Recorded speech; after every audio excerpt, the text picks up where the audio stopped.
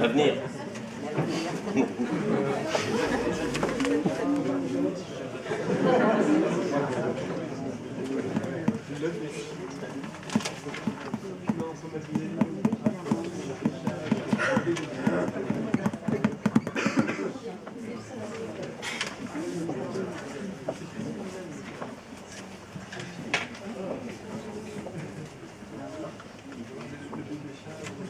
Ah ouais.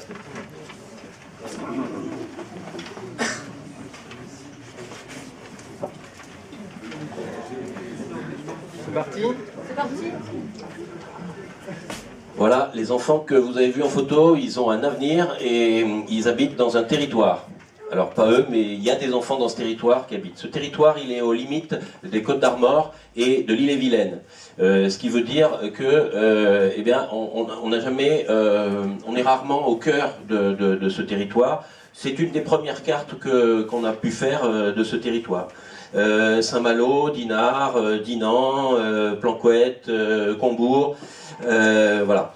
On est animé par une volonté d'inventer le futur de ce territoire et en partant des données qui existent sur de la représentation qu'on peut se faire de ce territoire en fonction des centres d'intérêt qu'on a. Voilà, donc je vais demander à Nicolas de nous présenter l'application. L'idée, vous avez compris, c'est déjà de faire une carte de quelque chose qui existe, mais qui est toujours à la limite des Côtes d'Armor ou à la limite de l'Ille-et-Vilaine. Tu viens, Nicolas? Non, parce que le temps passe. Et après, de se dire, bah tiens, sur ce territoire, il y a plein de préoccupations et qu'on va pouvoir, bien entendu, alimenter. Bonjour. Donc on a fait une application web qui donc permet de visualiser différents jeux de données. Alors ce qu'on voit pas vraiment, j'ai un petit problème de vidéo proche, c'est qu'en fait il y a deux résolutions, normalement il y a un menu à gauche. Donc là on est dans la résolution qu'on a sur les blogs en partage, par exemple, donc c'est assez serré, ou la résolution qu'on a dans le téléphone. À partir du menu qui est là en haut, on peut donc attaquer différents jeux de données. Et donc il y a des données qui sont sur Datarmor et il y a aussi des données qui sont sur Data Tourisme Bretagne.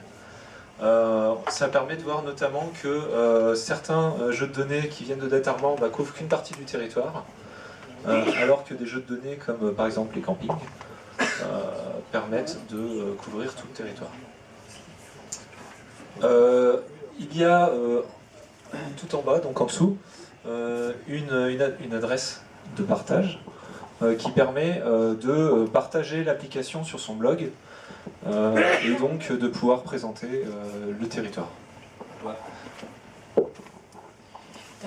Voilà, donc on pourrait très bien imaginer aussi que les informations qui sont données par des contribuables privés ou publics soient mises en œuvre dans le futur de façon graphique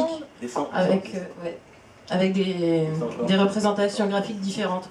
On pourrait mettre des jeux de données en parallèle, donc soit avec des représentations un peu différentes ou des représentations animées, comme on peut avoir. Voilà. Représentation. L'idée, c'est que maintenant, il faut contribuer avec de la donnée fiable et complète, et ça, c'est ce qui nous manque le plus aujourd'hui, et il faut que cette donnée soit ouverte à tous, donc à tous les contributeurs, qu'ils soient politiques ou privés.